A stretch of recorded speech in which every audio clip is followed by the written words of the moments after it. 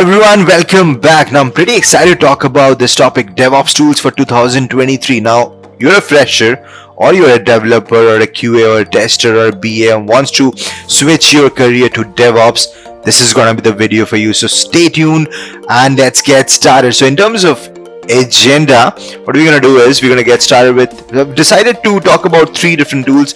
Not going to cover many tools because if you master these 3 tools, you're going to rock your DevOps career. So first one is the Terraform. Now Terraform is an open source infrastructure as a code tool that enables you to build, create and improve infrastructure. Now infrastructure is something called as, could be public IP address, could be your virtual machine, could be a Kubernetes cluster, could be anything. All right, then you've got Kubernetes cluster. So we're going to talk about how Kubernetes cluster is important nowadays. And then I picked up AWS. Now AWS is still leading the market with more than 38% as of 2021. So more than 38% of entire usage of cloud goes to AWS. So that's why I've chosen AWS to talk about. So without further ado, let's dive into our first tool which you should learn, Terraform. Now before getting into Terraform, I want to talk about what infrastructure as a code calls at. So infrastructure as a code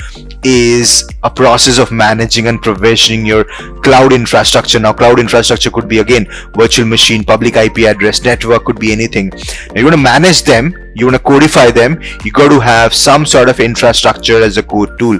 Terraform is one of them. It's just massively the usage is massive across many organizations. 90% of the companies doing infrastructure as a code are using Terraform because it's open source, free, pretty easy to use. So think of it as a documentation for your infrastructure. You don't have to be a coder or developer to learn infrastructure as a code via Terraform. You could learn it pretty easily. It's just as simple as writing a documentation.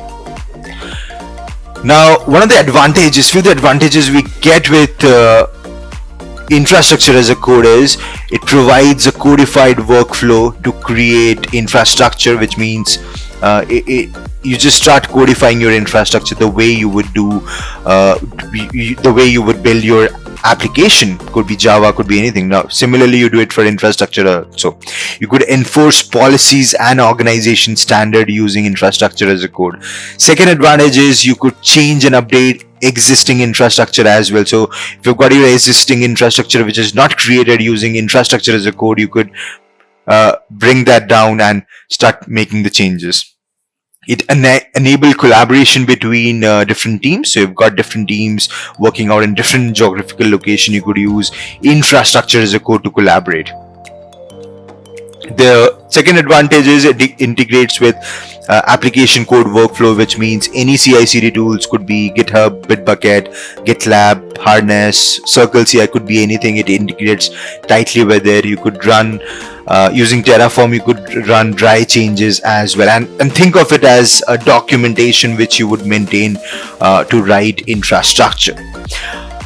Alright, so next one is before getting into Terraform, there were many tools available in the market, and frankly I've used all of them because I've been doing DevOps for past many years now, over a decade now.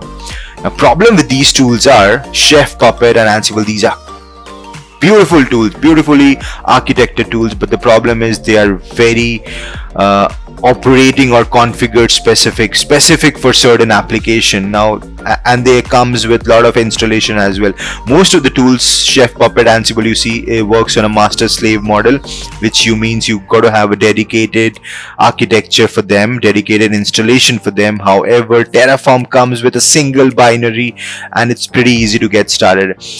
Also they're not built for cloud infrastructure as well, so writing custom modules gets a little difficult for them, and you'll see why Terraform is being chosen over all of these tools. Now I'll give you an example. As you can see in front of you, this is how it takes to, in JSON, this is how it takes to create a server name. So this is what it takes to do in Terraform. Pretty simple, right? Just a couple of words and you're good. In JSON, you got to make sure that you have all the curly braces. Now in the latest version of Terraform, you don't need to have the curly braces also. So it's just a var dot name of your server, and that's pretty much all.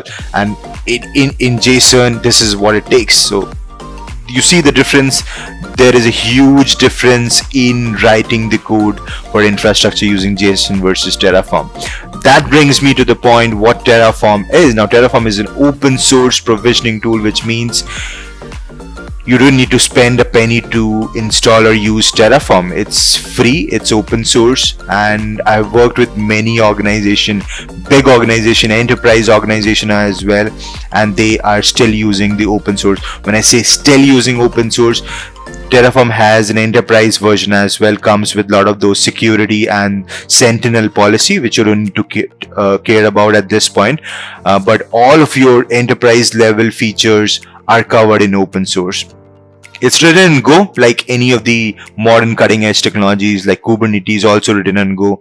So Terraform is also written in Go. So if you know Go, Golang, you could write custom Terraform modules as well. Installation is pretty easy, works on any platform, be it Linux, Windows or Mac OS, works on for any cloud, Azure, GCP, AWS, DigitalOcean. For that matter, not only cloud, it works for on-premises environments, on-premises publishers also. That's about Terraform. Now I'm gonna go to the next tool, which is Kubernetes. Now, modern day application needs to run on containers, right? So containers are everywhere.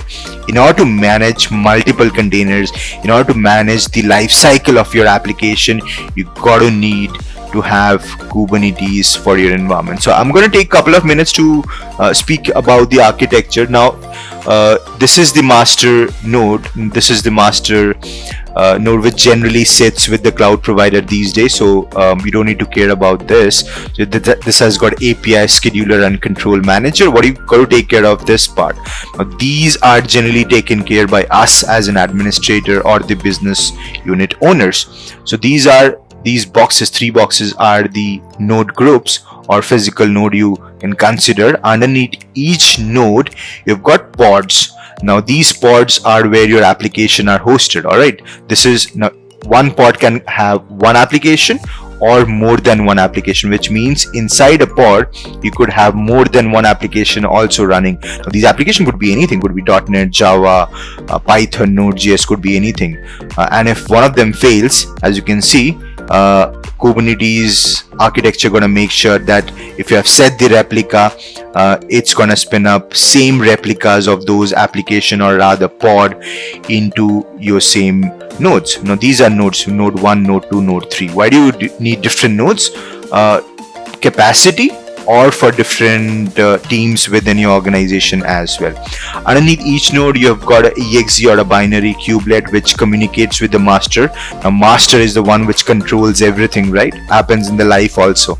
Master is the one who controls everything. So you get kubelet gets all the requests from master. Now master tells to deploy this application, deploy a Java application on this node, or deploy a Java application on this node. All right. The second one is the proxy. Now proxy communicates with the again master and takes care of all the networking fundamentals. So that's pretty much all you got to understand about the Kubernetes architecture. I'm not going to make it too complex, but you've got your node, you've got your pods. Underneath pods, you could have multiple application, and they are contained inside a node group or a physical node. Master you don't need to take care of, and this is generally taken care by the cloud provider.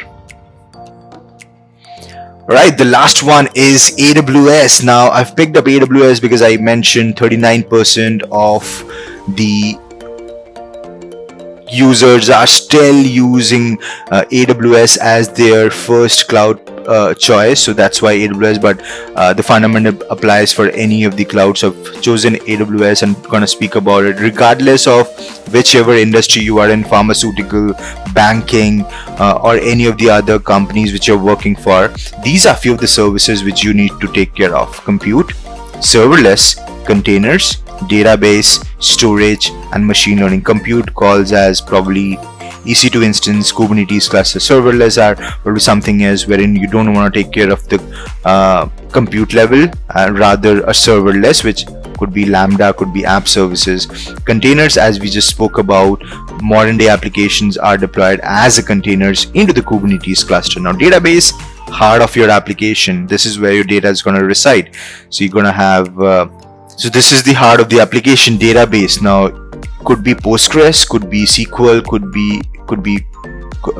be any of the MongoDBs or NoSQL databases as well. Storage is where all your unstructured data sits in. Could be files, could be queues, could be anything. Now, machine learning model, AWS has got many models and many services inside it, so you could use that as well. How does all of these connect? So now we've spoken about three tools: Terraform, Kubernetes, and AWS. How they connect. Let me show you how the entire workflow works. So first, you write the Terraform code over here. You've gotten your requirement from your clients. You've got the Terraform code. Then your developer build the app. Probably this is where you're not involved. Now these apps could be .NET, Java, Python, or could be any of those modern day languages which you want to use. And then once you've got a Docker file, you deploy the app onto the Kubernetes cluster.